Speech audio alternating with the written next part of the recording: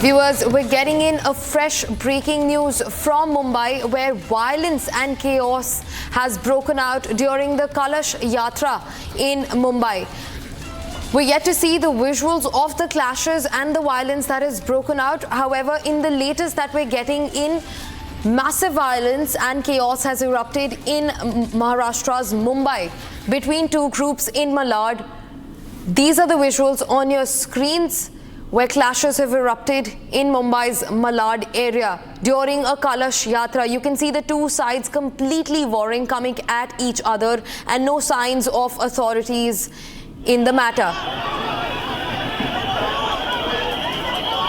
Viewers, these visuals on your screens are from Mumbai's Malad area where two groups are warring.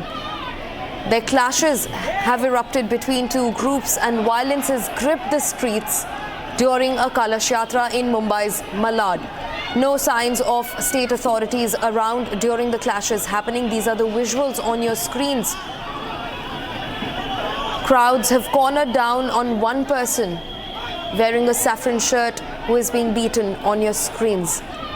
The first visuals of the clashes that erupted between two groups in Mumbai's Malad area.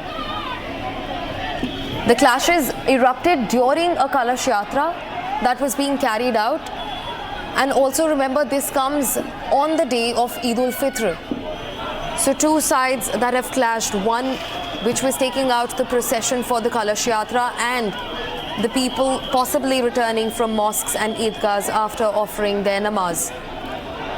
However, on your screens and the visuals that we've accessed, there are no signs of authorities stepping in the clashes that have broken out. Also being joined by my colleague Satya Prakash live on the broadcast to get us more details into the matter. Satya Prakash, किस बात पे ये नोकझोंक शुरू हुई जो violence में change हो गई?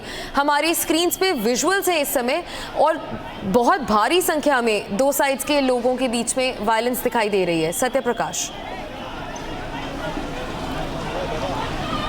देखिए, कल शाम की घटना है जब हिंदू जो शोभा यात्रा निकली थी वहाँ से बच्चे ऑटो रिक्शा में जा रहे थे और ऑटो रिक्शा में जाते वक्त वो झंडे लहरा रहे थे और मस्जिद के सामने जैसे ही जय श्री राम का नारा लगाया गया वैसे ही वहाँ पे लोग इकट्ठा थे और बच्चे थे, ये 13 से 14 साल के बच्चे हैं, उनके ऊपर टूट पड़े.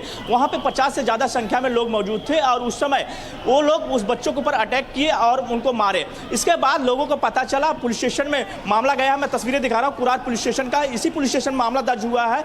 8 से 10 लोगों के खिलाफ मामला दर्ज किया गया है और जो आसपास के सीसीटीवी थे उसको पुलिस तलाश रही है. साथ ही वहां पे जो लोग मौजूद थे उनका बयान दर्ज कर रही है. फिलहाल जो मामला है कल शाम का मामला है और फिलहाल वहां पे जो शांति है, फिलहाल मांग किया जा रहा है. जो बीएसपी और बजरंग दल के कार्यकर्ता अंदर पहुंचे हुए थे थोड़ी देर पहले और वो मांग कर रहे हैं कि जो आरोपी है उसको गिरफ्तार किया जाए, नहीं तो बजरंग दल और बीएसपी कार्यकर्ता सड़क पर उतरेंगे. मैं तस्वीरें दिखा रहा हूं पुलिस स्टेशन का. पुलिस स्टेशन पर यहाँ पे अलग अलग समाज के लोग पहुंच रहे हैं, हिंदू समाज के लोग पहुंच रहे हैं, सिंधे गुट के नेता यहाँ पे पहुंच रहे हैं और लोगों की एक ही डिमांड है कि जल्द जल्द जो आरोपी है, क्योंकि वहाँ पे प्लान के तहत वहाँ पे जिस तरह से अटैक किया गया है हिंदू बच्चों के ऊपर, वहाँ पे एक नहीं लगभग 50 से ज़्यादा लोग इकट्ठा थे और मस्जिद के सामने जैसे ही जय श्री राम का नारा लगाया गया उसके ऊपर अटैक, बच्चों के ऊपर अटैक किया गया. फिलहाल पुलिस का कहना है कि मामले को हम जाँच कर रहे हैं, सीसीटीवी देख रहे हैं, साथ ही लगातार बयान दर्ज कर रहे हैं. फिलहाल अभी तक इस मामले कोई भी आरोपी गिरफ्तार नहीं हुआ है. जी सत्य प्रकाश, पुलिस एक्शन के बारे में कुछ और बताइए. जो विजुअल्स हमने एक्सेस किए हैं उसमें पुलिस दूर दूर तक कहीं दिखाई नहीं दे रही है, तो क्या ये सिक्योरिटी पॉइंट ऑफ व्यू से भी लैप्स है, वो उस बारे में भी कुछ बताइए. देखिए, जो जानकारी मिल रही है कि उस समय पुलिस वहाँ पे मौजूद नहीं थी क्योंकि ये रिक्शे से आ रहे थे, शोभा यात्रा के दौरान वहाँ से आ रहे थे और ऑटो रिक्शा में बैठ के जा रहे थे. जो झंडा था, झंडा लहराते हुए जय श्री राम के नारे लगा रहे थे. वहाँ पे जो भीड़ इकट्ठा हुई, 50 से ज़्यादा इकट्ठा भीड़ हुई. उसके बाद वहाँ पर लोगों ने, जो लोग थे वो बच्चों के ऊपर अटैक करते हैं और जो बच्चों की उम्र है 13 से 14 साल की उम्र के बच्चे हैं. इसके बाद पुलिस की जानकारी मिलती है. पुलिस की जानकारी मिलने के बाद कहीं कहीं यहाँ पे कुछ लोग पहुँचे हुए हैं शिवसेना सिंधे गुट. कब हुआ था ये घटना और क्या डिमांड कर रहे हैं आप? ये कल शाम की घटना है.